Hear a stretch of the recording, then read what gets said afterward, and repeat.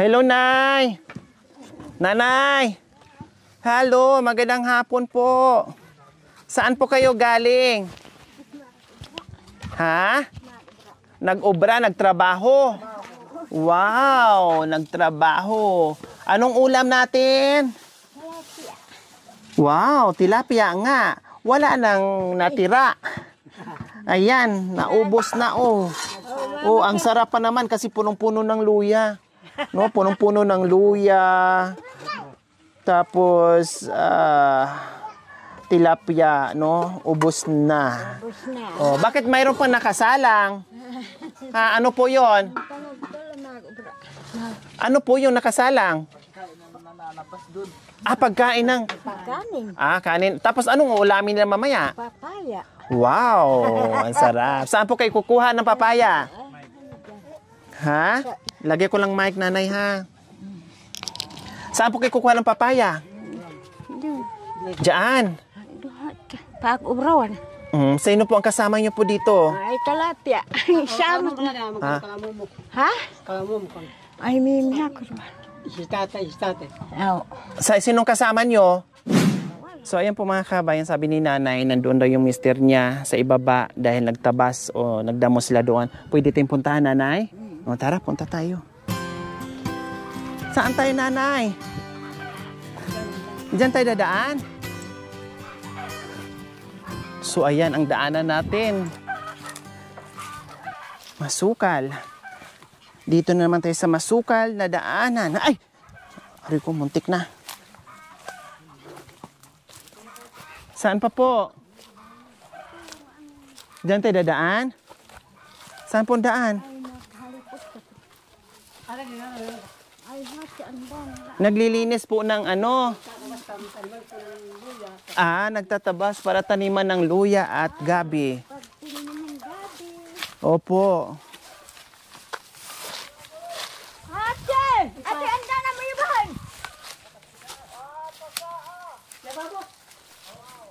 Papunta. Saan daw ang daan? Saan po kayo dumaan kanina, nanay? Ha? Naliligaw yung turista na at yung nagtutour sa atin.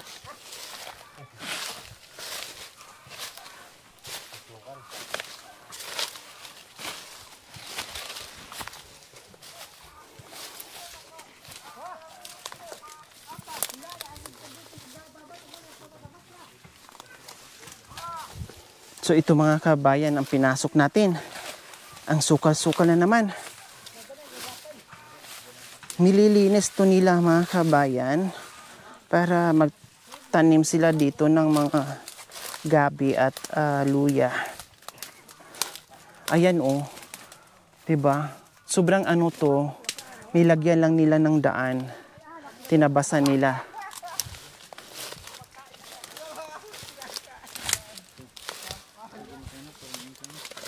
So ayan mga kabayan, no, ginagawa talaga nila para kahit anong sukal para mayroon silang mataniman, para mayroon silang kikitain. Ay, ang hirap pala dito mga kabayan, grabe. Ang hirap, oh. Diba? Oh, kumakain kayo. Hello. Ha? Wow, masarap po yan. Kayo po yung asawa ni nanay? Ay, nandoon. Wow, ang sarap naman ng kinakain nyo. Nagsasaing pa kasi si nanay ito, nagtatrabaho. Ito yung sinabi ni nanay, sinaingay niya kasi pakain niya mamaya. Ano kami, pwede po bang makikitabas kami dito? Para naman kahit paano kumita din kami. May sahod? Ha, tatay? Walang sahod. Pwede po yung magbibigay ng finance. Yung tulong-tulong kapag nagtrabaho ang isa. Wow, ang grabe mga kabayan, no? Basta magpakain lang, tulong-tulong, bayanihan. Kumbaga, bayanihan ang babait nila, kapwa nila, no? Tulungan sila dito, walang sahod, basta kain lang, ayos na. Merienda nga nila, naabutan natin, papaya. 'Di ba? Ganon kabait yung mga kababayan nating Aitas, hindi nanghingi ng bayad. Kasi naintindihan din nila yung kapwa nila, no? Na alam nilang wala din pang bayad. O, di ba ang bait nila? Okay, sige. Tatay, dito po muna kayo. Tabi kay ni nanay. Ha? Halip po kayo bakit parang takot na takot kayo ni nanay? Natatakot ako sa unat eh. Ba't matakot kayo? Alam mo na yung mga ita sa bundok, matatakot sa... Dati, hindi kayo natatakot. Parang nahihiya lang kayo. Oo. Hindi naman kami, parehas lang din tayo. Ang naiba lang sa atin is yung buhok. Oh, pero, biro, marunong din magbiro. Pero parehas tayo. Diba? Parehas lang tayo. Buhok lang ang naiba. Una at ukulot, parehas lang yon. Tao, iisa lang. No, na may puso, naganap buhay. Oh, 'di ba? Kaya huwag kayong matakot sa mga unat kasi kami nga pumupunta nga dito kahit gabi, hindi rin kami natatakot sa inyo kasi alam namin mababait kayo kaya kayo huwag din matakot sa amin. No, tatay? Anong pangalan niyo po? Ha? Si Tatay Andres. Ilang taon po kay Tatay Andres? Hindi nyo alam. Pero mas bata pa kayo siguro kay nanay kasi si nanay kayo maano pa, malakas pa. Si nanay medyo mahina na eh. May edad siya sa'yo, no? May edad na siya. Ah. Pinalaki na ako eh. Ha? Pinalaki na ako. Bata ka pa noon. Bata ako. Siya lang ang nagpalaki sa'yo. Nanidi ako sa kanya. Bata ka.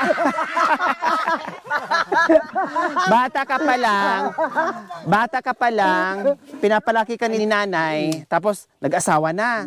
Kasi may edad na si nanay. Wala kang magagawa kung kailangan yung tatay. Yung tatay ang magkursunada. Yung mga magulang nyo, yung mga nanay. Katulad sa mga kabayan, di ba, yung mga sinauna. Basta ibuya lang kayo. O ito ha, pakasalan mo, mag-uusap ang mga magulang. Ito pakasalan mo, wala kang magagawa. Di ka pwedeng magreklamo. Sumunod ka. Sayo at sa gusto mo, sumunod ka sa mga magulang. Ganon. Di ba? Nakuha pa rin nila yung sinaunang tradisyon sa mga matatanda. No, lulot lula natin, ganun po kasi. Katulad ng mama ko, ganun din, no? Yung nag-uusap yung mga lulo at lula ko lang, pero yung mga magulang ko hindi, basta binuya na sila, tapos ang usapan. Okay, so kumusta naman? Anong merienda natin? Anong merienda? Ha? Papaya? Papaya na lang. Nagluto si nanay ng doon nagluto ng kanin. At sabi niya, papaya din daw ang ulam. Merienda nila, papaya. Ang ulam din, papaya. Oy, alam nyo ang papaya, ang sarap yan. Maraming vitamin na makuha niya, mayama yan sa vitamin C. Maganda yan sa katawan, kaya tama lang na hindi kayo magsawang kumain ng papaya. Kasi ako, hindi rin ako nagsasawang kumain ng papaya. Kahit anong klaseng luto, mahilaw or mahinog, no? Basta papaya, vitamin C, no? Maraming pwedeng makuha dyan. Mayaman sa vitamin C. Okay, sige. Pwede bang uwi muna tayo kasi meron kaming surprise sa inyo?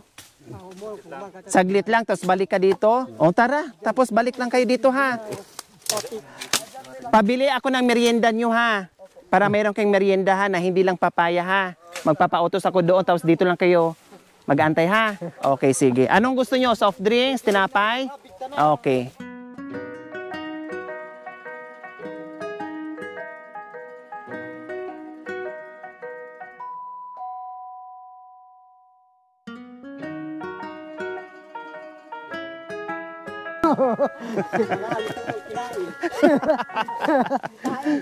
Maraming kinain.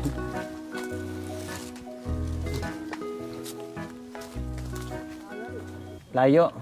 Alam natin magbubungkal ng lupa Opo. para mayroong makain. Tama. Eh, Napakasipag nyo nga po eh. hindi kami Ang sisipag nyo. hindi kami katulad nating ita. Yung iba, nangihingi. Marami naghihingi. Opo. Kayo Pero napakasipag nyo. Kaya ako'y Pero kami natutuwa. hindi kami. Nagtatrabaho talaga. Ma- Ayan, tatay. Nanay, ito, may bigas na kayo. Oh. Para mayroon kang ipakain sa trabahante nyo. May itlog pa. May groceries pa. Oh, hindi lang yan, meron pang bonus. Oh, ang ganda ng smile ni nanay, na nakatanggap ng bonus. Oh, di ba? Oh, anong mensahe niyo po? Kayo po muna, nanay. Anong mensahe niyo po sa biyaya? Minsan, Salamat sa mga biyaya. Salamat, mabait kayo. Mayroon na kami ilang yan. Wala kami din sa amin. Opo. Sa amin. Pero wala kaming alamang. Nagulat kayo sa biyaya na hindi nyo akalain. Hindi, ay wala kang... Kasi nandoon kayo. Wala kang akalain ang ganyan. Wala kang trabaho. Wala kang hintin. Wala kang pinagtrabahuan. Opo, ibig sabihin ni Yan ang tatay. salamat sa mga biyaya. Ayan. Bonus yan sa mga tulad nyo na napakasipag. Sabi nyo kanina, ayaw ko yung katulad ng mga katutubong aitas na nangihingi. Kayo talaga ay kumikilos kayo, nagbanat kayo ng buto, nagpapapawis, nagbungkal, tulad kanina nakita namin. No? Kaya deserve nyo na makatanggap ng biyaya kasi napakasipag nyo. Diba? Napakasipag nyo dito sa bundok at nagulat kayo kasi wala namang ginawa. Bakit may biyayang biglang dumating? No? Sabi nga ni tatay, kaya nakakagulat yung biyaya na dumating. Kaya maraming salamat po, no? Sa suporta nyo po sa aking munting adikain. Ito po yung nagagawa natin, no? Na natuloy-tuloy at napalawak natin yung pagtulong na kahit saan na tayo nakakarating hanggat napunta tayo dito sa mga katutubong aitas. No, na talaga ang sisipag nila dito, ang babait nila dito, ang sarap kausap.